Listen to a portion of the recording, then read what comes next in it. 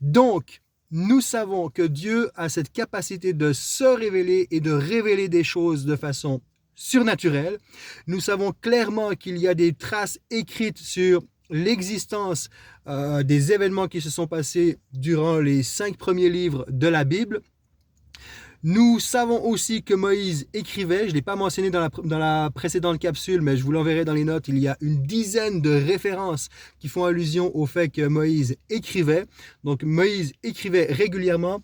Et septième et dernière considération, et non la moindre, c'est que Jésus lui-même, Jésus, le personnage central, l'acteur principal de la Bible, Jésus lui-même a mis son approbation sur les récits de Moïse. Je vous lis 2 références. Luc chapitre 24,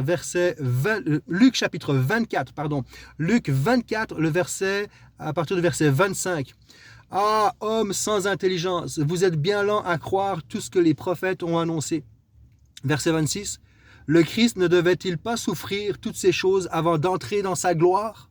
Je vous rappelle que Dieu ne fait rien sans avoir révélé ses plans aux prophètes. Et son plan principal était d'envoyer Jésus mourir et ressusciter à notre place. Donc, le Christ ne devait-il pas souffrir toutes ces choses avant d'entrer dans sa gloire? Verset 27. Alors, commençant par les livres de Moïse, c'est Jésus qui parle. Alors, commençant par les livres de Moïse et parcourant tous ceux des prophètes, Jésus leur expliqua ce qui se rapportait à lui dans toutes les Écritures. Jean chapitre 5, versets 45 à 47. N'allez surtout pas croire que je serai moi votre accusateur auprès de mon Père.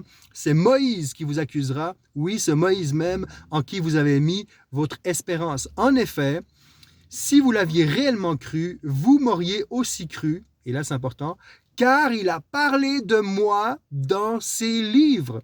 Si vous ne croyez même pas à ses écrits, comment croirez-vous à mes paroles?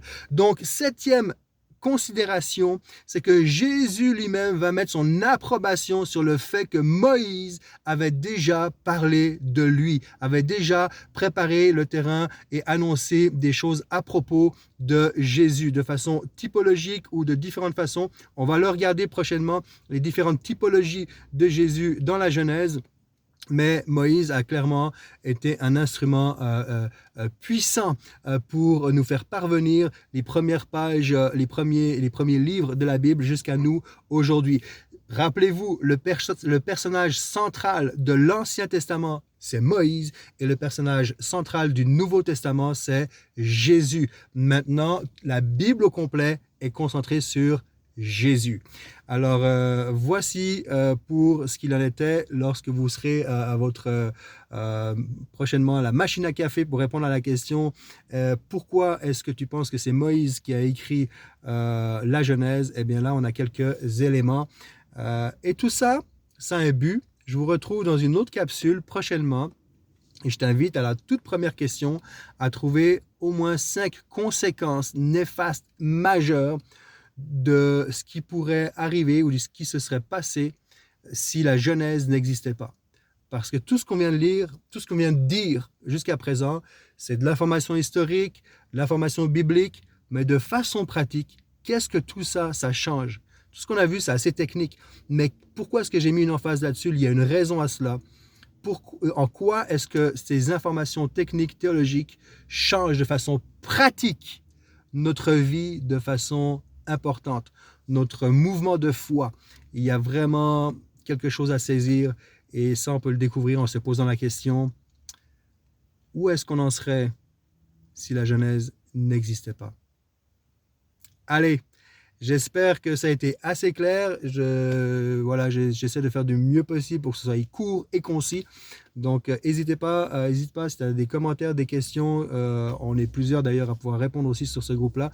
Je ne suis pas le seul à avoir des connaissances bibliques, théologiques. Donc, aux uns et aux autres à participer et rendre ces échanges et ce groupe le plus intéressant possible. Je te souhaite un bon jeudi.